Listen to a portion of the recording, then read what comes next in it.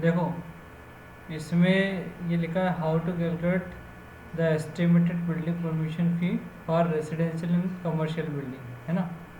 मतलब residential building भी है और इसमें कमर्शियल बिल्डिंग भी है ना। तो इसको कैलकुलेट करने के लिए आपको सबसे पहले ये पता होना चाहिए कि total built up area propose कितना किया आपने, वो पता होना चाहिए, है ना, कितना किया है ना। सेकंड क्या है, टोटल स्लैब एरिया आपको पता होना चाहिए। तो सबसे पहले कहाँ से स्टार्ट करते हैं, जैसे अपन कोई फॉर्म वगैरह सब फाइल सबमिशन करते हैं तो क्या करते हैं सबसे पहले, तो वो देखते हैं सबसे पहले एक्चुअल में होता क्या है। जो स्टैंडर्ड्स फी होती है सभी यूएलबी के लिए, वो अपने को देखनी पड़ेगी सबसे पहले तो, है ना। तो सबसे पहले अगर अपन कोई बिल्डिंग परमिशन के लिए ऑनलाइन अप्लाई करते हैं, है ना, तो उस केस में क्या होता है, एप्लीकेशन फ़ी लगती है सबसे पहले तो। क्या लगती है, एप्लीकेशन फ़ी ये वाली, है ना। अब ये किस बेसिस पे लगती है वो देखना पड़ता है आप लोग, है ना। तो सबसे पहले एप्लीकेशन फ़ी कितनी लगेगी, तो अपन उसके लिए काम करते हैं। सबसे पहले यहाँ पर जाते हैं, एक ड्राइंग ओपन करते हैं जो ऑलरेडी सेंक्शन हो चुकी है ना। उस ड्राइंग को ओपन करते हैं।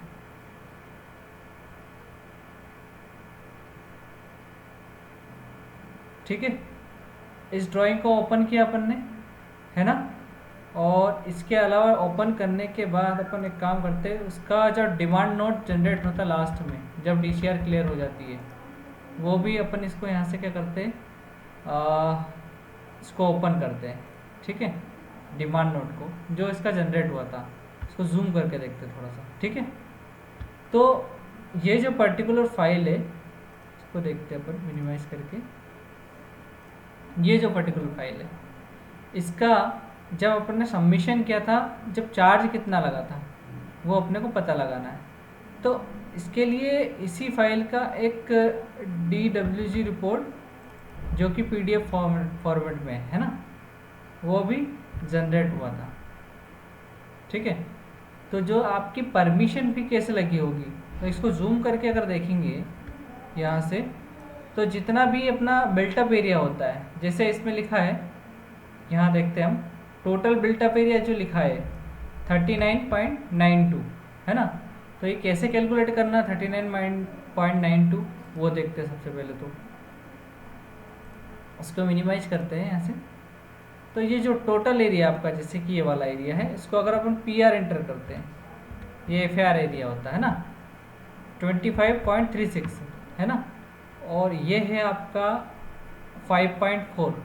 ठीक है, तो इस वाले एरिया में से 25.36, मतलब अगर अपन इसको यहाँ पर देखें, थोड़ा नीचे ले जाके, enter enter, 25.36 minus 5.40 is equal to कितना आएगा वो देखते हैं। ठीक है, कहाँ से कैलकुलेट करते हैं अपन, 25.36 है ना, चेक कर लेना एक बार, 36 माइनस 5.4 यहाँ से चेक करते हैं, ये 5.4 है। ठीक है, तो ये ग्राउंड फ्लोर का बिल्टअप एरिया है। तो यहाँ से अपन क्या करते हैं, माइनस करके फाइंड आउट कर सकते हैं। तो माइनस करने पे ये एरिया हम कैलकुलेट करेंगे, तो ये एरिया आएगा आपका 25.36 माइनस 5.40। ठीक, ये आ रहा है 19.96। ठीक है, अब ये सेम एरिया अगर हम ऊपर देखें, एस्केप करते हैं, ये वाला जो एरिया है वही 25.36 माइनस सेम, हाँ 5.4 स्ट्रेस केस जो कि नन FAR एरिया, उसको माइनस करेंगे हम तो मिलेगा, है ना। तो इसका ठीक डबल कितना होता है, किसका, हाँ, इसमें अपन 2 का मल्टीप्लाई कर देंगे, यहाँ पे यहाँ क्या करेंगे, 2 का मल्टीप्लाई करेंगे, इंटू 2 कर देंगे। तो इसके बाद ये जो एरिया अपने को मिलता है यहाँ पर 19.96 इंटू 2, 39.3992। ठीक है, SQM। ठीक है, तो ये आपका बिल्टअप एरिया हो गया, है ना। तो हम क्या करेंगे, यहाँ से फिर से मिनिमाइज करते हैं इसको, इसको क्लोज करते हैं। इसके बाद DWG रिपोर्ट जो थी हमारी उसको चेक करते हैं। ये है 39.92, ठीक है। तो ये टोटल बिल्टअप एरिया था, मतलब इसकी जो एप्लीकेशन फ़ी कितनी लगेगी वो अपने को फाइंड आउट करना है, एप्लीकेशन फ़ी। तो अपन यहाँ से क्या करेंगे, इसको मिनिमाइज करते थोड़ा सा। एप्लीकेशन फ़ी अपने को पता लगाना है, तो यहाँ से हम स्टैंडर्ड फीस में जाएंगे। ये एप्लीकेशन फ़ी कितनी लगेगी, जितना आपने बिल्टअप एरिया कैलकुलेट किया था, मतलब कितना किया था, ये वाला 39.92, ये तो एप्लीकेशन फ़ी हो जाएगी। ये सभी के लिए सेम रहेगी, ठीक है। सेकेंड अपन क्या करते हैं, यहाँ से फिर से स्टैंडर्ड फ़ी को चेक करते हैं। बिल्डिंग परमिशन फ़ी कितनी लगेगी, ठीक है। तो ये जो लगती है आपकी एप्लीकेशन फ़ी एक रुपये पर स्क्वायर मीटर, मतलब 1 रुपीज़ पर स्क्वायर मीटर बोलते हैं। तो वो तो उतनी लगेगी जितना बिल्टअप एरिया रहेगा, है ना। लेकिन जो बिल्डिंग परमिशन फ़ी है उसकी अगर हम बात करते हैं तो उसके लिए रूल नंबर 21 है ना। तो उसमें अपन नीचे आते हैं, रूल नंबर 21, ठीक है, ये वाला। तो ये टाइप ऑफ कंस्ट्रक्शन बोल रहा है यहाँ पर, देखो, a building intended to be used as exclusive as residence, ठीक है। अगर कोई भी बिल्डिंग हो जिसका एरिया 0 से 75 है, कितना है, 0 से 75, ठीक है, बिल्टअप एरिया। अभी अपन ने कितना निकाला था बिल्टअप एरिया, 39.92, ठीक है। तो उसके लिए 0 से 75 के बीच आ रहा था, 750 रुपये उसकी फ़ीस लगेगी। मतलब अगर अपन यहाँ पर डिमांड नोट की बात करें, उसको राइट क्लिक करते हैं डिमांड नोट को और यहाँ से ओपन करके देखते हैं, ठीक है। ये जूम करते हैं, ये 750, ये 750 जो आया है ये कैसे आया है, हाँ अभी चल के, ठीक है। तो ये भी एक फ़ीस अपनी कैलकुलेट हो जाएगी, ठीक है। मतलब अगर डिमांड नोट को देखें तो पहली फ़ीस तो हमारी क्लियर होगी, है ना। इसके बाद इस फीस में एक और कैलकुलेशन होता है आपका, जैसे कि वाटर हार्वेस्टिंग फ़ी होती है ना। वो कैसे कैलकुलेट करते हैं, ये बोल रहा है कि applicable if plot area less than 140 square metre, मतलब नीचे जाएंगे हम, वाटर हार्वेस्टिंग फ़ी, ठीक है। ये रहा 140 से 200 के बीच में है, मतलब 140 से 200 के बीच में है तो 7,000 रुपये फ़ी लगेगी। और 200 से 300 के बीच है तो 10,000 रुपये लगेगी। 300 से 400 के बीच है तो 12,000 रुपये लगेगी, ठीक है। मोर देन 400 है ना square metre area, plot area है ना। हाँ, मतलब आपका प्लॉट एरिया 140 से मतलब 140 से ज़्यादा हो गया, सीधी सी बात, 140 हो गया, 140 से ज़्यादा हुआ, सिंपल सी बात, ठीक है। तो 140 से 200 तक तो आपको 7,000 रुपये देने ही पड़ेंगे, है ना। तो अभी अपने इस वाले केस में अगर हम देखें तो कोई वाटर हार्वेस्टिंग फीस नहीं लगी, क्योंकि 39.92 था बिल्टअप एरिया, ठीक है। नहीं सॉरी, प्लॉट एरिया अगर देखें हम कम था प्लॉट एरिया, क्योंकि बिल्टअप एरिया पे काम नहीं होता है, इसमें प्लॉट एरिया पे काम होता है, ठीक है। तो इसका अगर हम प्लॉट एरिया भी देखें मिनिमाइज़ करके, इसको मिनिमाइज़ करते हैं, ये कम है प्लॉट एरिया। अगर PR एंटर करके देखेंगे तो इतना नहीं है प्लॉट एरिया, ये 50 मतलब 140 से कम है, तो इसमें कोई वाटर हार्वेस्टिंग चार्ज नहीं लगेगा, ठीक है। इसके बाद हम फिर से जाते हैं, इसको टोटल बिल्टअप एरिया प्रपोज्ड अपन ने पता कर लिया था, ठीक है। अब टोटल स्लैब एरिया क्या होता है ना, वो कैलकुलेट करना पड़ेगा। अब टोटल स्लैब एरिया अगर आपको कैलकुलेट करना है इस पर्टिकुलर के लिए तो कैसे करोगे, देखो, नन FAR एरिया कौन कौन सा है इसमें वो देखते हैं। एक तो ये वाला स्टेयरकेस वाला PR करके देखते हैं, ठीक है, 5.4 है ना। ग्राउंड फ्लोर पे एक नन FAR ये स्टेयरकेस वाला, ठीक है। सेकेंड क्या, फर्स्ट फ्लोर पे नन FAR 5.4 ये, ठीक है। मतलब अगर अपन देखें यहाँ पर कैलकुलेशन करके देखते हैं नीचे, नन FAR एरिया है ना, non FAR area is equal to, है ना। तो 5.4 इंटू टू, ठीक है, प्लस नॉन एफआर में और क्या क्या आएगा ना, मतलब बालकनी, ये भी नॉन एफआर 3.48, ठीक है, 3.48 प्लस ऊपर आते हैं टेरेस पे, ये नॉन एफआर है 5.40, हाँ 5.40, तो 5.40 ना, 5.40 प्लस वाटर टैंक देख लेते हैं इसमें, है ना, वाटर टैंक देखते हैं यहाँ पर, ये आ जाएगा 2.25, ठीक है, 2.25, ठीक है। तो टोटल अगर एरिया इसका कैलकुलेट करने पे कितना आ रहा है वो चेक करते हैं हम।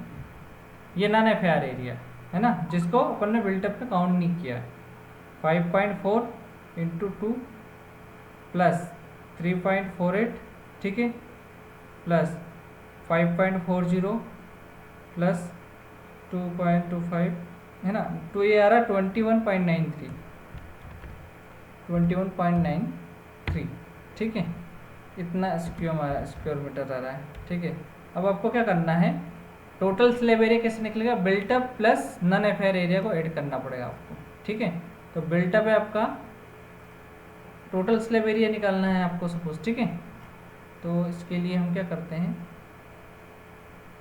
39.92 प्लस 21.93, ये आ रहा 61.8, इसमें ऐड कर देना, प्लस कर देना, प्लस क्या करना है 39.92 करने पे कितना आएगा एक्चुअल में, ये हो जाएगा आपका 61.85, ठीक है।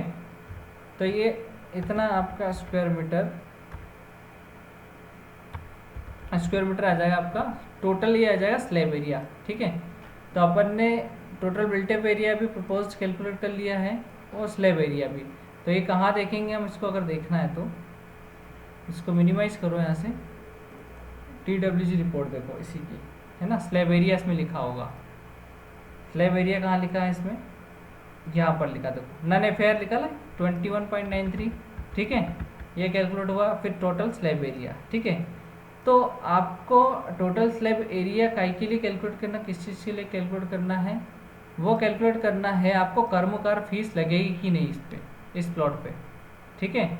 हाँ, तो टोटल स्लैब एरिया से एक कैलकुलेशन होता है, कौन सा कैलकुलेशन होता है, आपका बिल्डिंग का एस्टिमेटेड कंस्ट्रक्शन कॉस्ट निकाला जाता है ना, वो निकाला जाता है, कलेक्टर गाइडलाइन रेट होता है ना, यहाँ पर चलते हैं हम, यहाँ पर, ठीक है, इस वाले PDF पे आते हैं, ये क्या होता है कलेक्टर गाइडलाइन रेट, देखो एक लिंक है, इसमें डिस्ट्रिक्ट वाइज मार्केट वैल्यूएशन है, इसका गाइडलाइन है, मार्केट वैल्यूएशन मतलब आपका जो भी प्रॉपर्टी है किस डिस्ट्रिक्ट में कहाँ पर लोकेट है ना, अगर मान लिया मेन मार्केट में तो उसकी वैल्यू ज़्यादा होगी, ठीक है, तो उसके लिए एक लिंक दिया है, इस लिंक का यूज़ करना पड़ता है, ठीक है।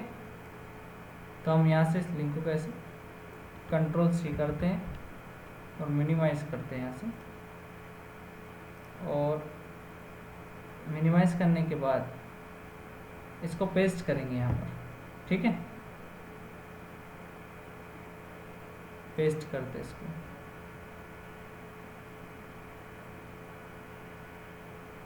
इसको मैं कंट्रोल भी कर देता हूँ, पेस्ट कर देता हूँ,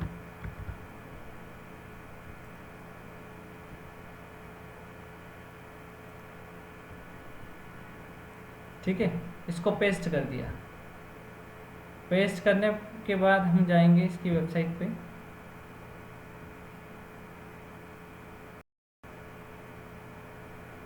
ठीक है, वेबसाइट पे आएंगे तो यहाँ पर लिखा गाइडलाइन, देखें यहाँ लिखा हुआ है, ठीक है, हेलो, ये गाइडलाइन देखिए लिखा हुआ है, तो इसमें हम जाएंगे तो इसमें फाइनल गाइडलाइन है 2020-2021 किस पे जाना, ठीक है।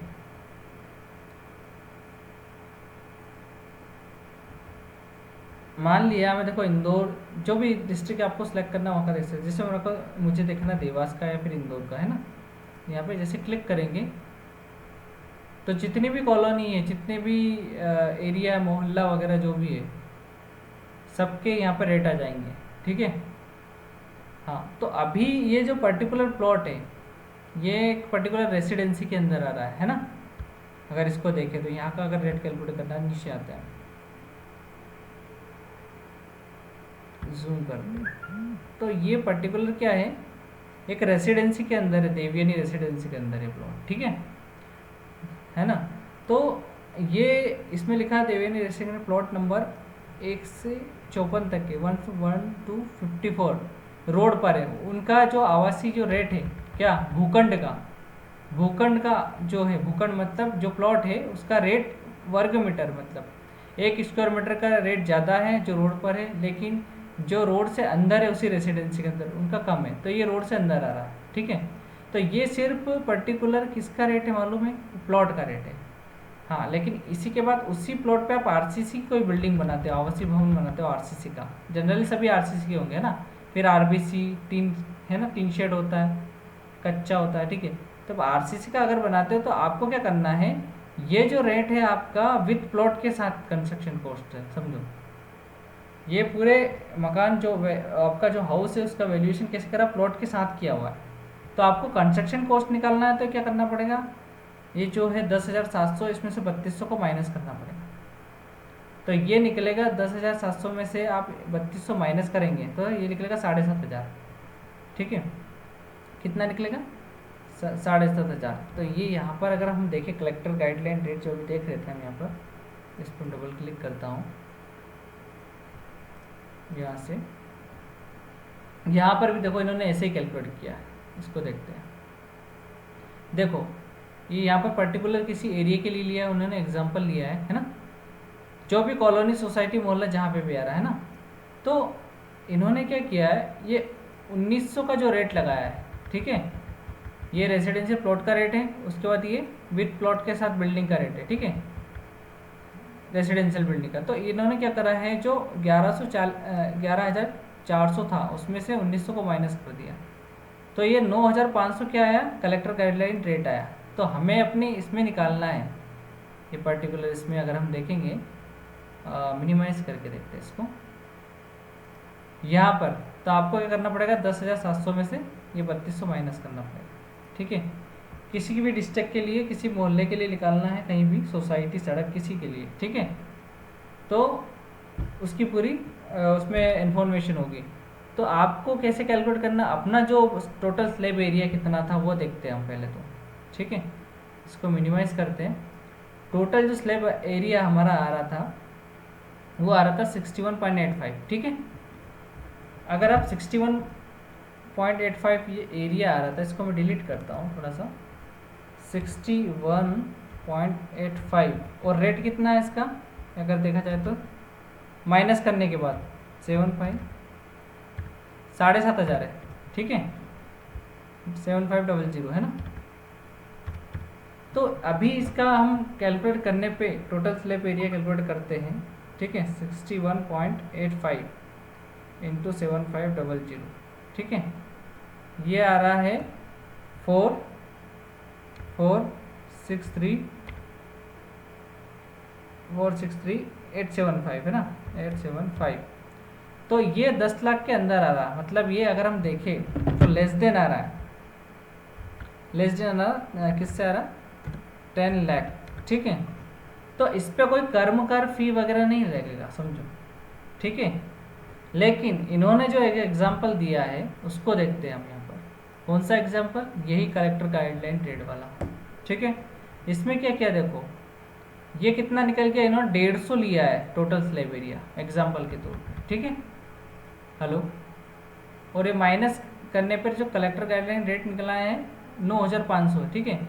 तो 14 लाख आ रहा है, ठीक है। मतलब इसका मतलब है आपका 14 लाख का 14,25,000, इसका 1% कर्मकाल भी लगेगा उस पर्टिकुलर प्लॉट पे, ठीक है।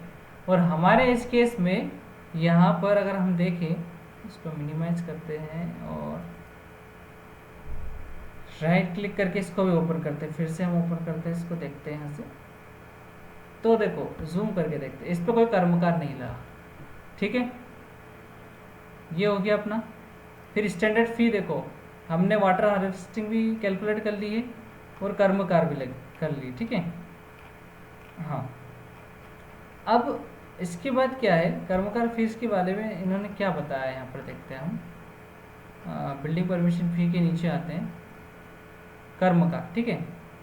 अब इसमें क्या है, अदर देन रेसिडेंशियल बिल्डिंग है, मतलब आपकी कमर्शियल बिल्डिंग है तो जो भी आपकी टोटल जो स्लैब एरिया का स्लैब एरिया का मल्टीप्लाई आप उसमें कलेक्टर गाइडलाइन रेट में करेंगे तो जितना भी कॉस्ट आएगा उसका 1% लगना ही है, मतलब ऐसा है कमर्शियल के लिए।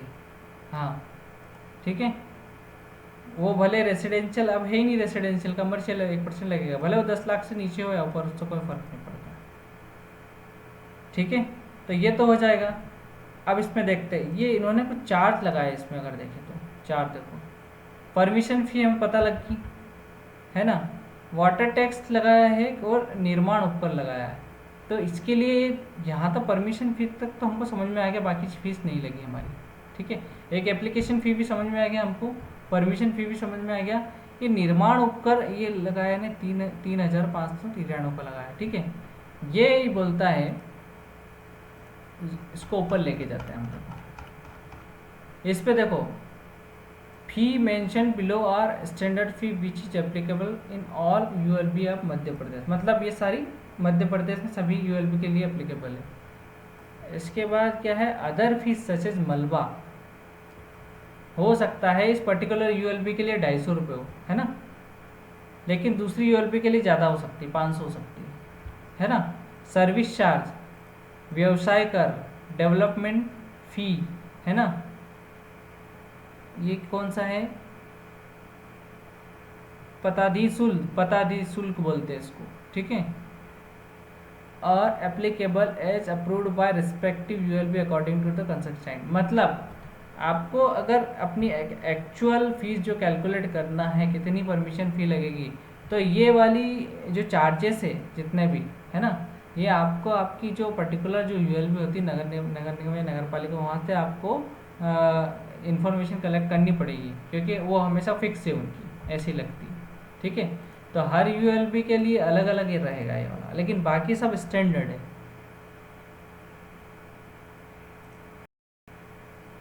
इसको मिनिमाइज करते हैं, देखो इसमें जो लिखा है निर्माण उपकर, है ना, तो यहाँ पर ये जो नगर पालिका है, नगर निगम है, ठीक है, तो यहाँ पर एक ही चार्ज लगता है, निर्माण उपकर और मलबा फीस और वाटर टैक्स 3 लगते हैं यहाँ पे, ठीक है। ये निर्माण उपकर लगा है, ये हो सकता है इन्होंने या तो बिल्टअप एरिया के बेसिस पे कैलकुलेट किया है, या टोटल जितना ग्राउंड कवरेज एरिया कितना लिया आपने, ठीक है, जितना भी स्क्वायर मीटर लिया, ठीक है, या फिर प्लॉट एरिया पे लिया होगा, ठीक है।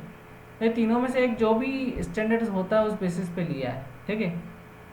तो ये आपको इन्फॉर्मेशन, ये बाकी की जो जानकारी है नगर पालिका से मिल जाएगी, है ना। उसके बाद आप एग्जैक्ट कैलकुलेशन कर सकते हो कि आपने इतना बनाया था, आपकी फीस इतनी बनेगी टोटल, ठीक है।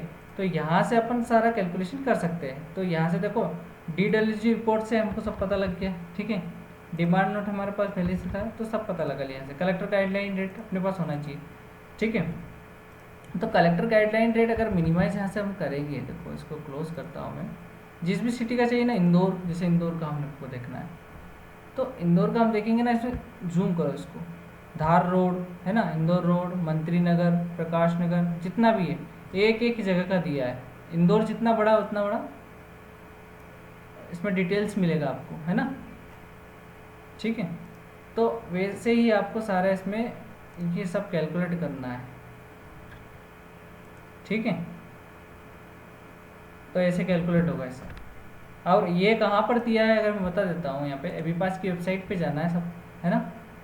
इस वेबसाइट पे जाने के बाद अपने को यहाँ पे डाउनलोड्स में जाना है, तो ये सारी डिटेल्स अब अपडेट कर दी गई है। इसको देखेंगे तो यहाँ से यहाँ पर डाउनलोड्स में जाना है, ठीक है।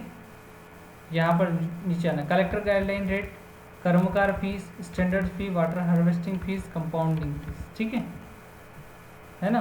तो यहाँ से हम डाउनलोड कर सकते हैं, इसको अपडेट कर दिया गया, तो यहाँ से डाउनलोड करके आप देख लेते, ठीक है।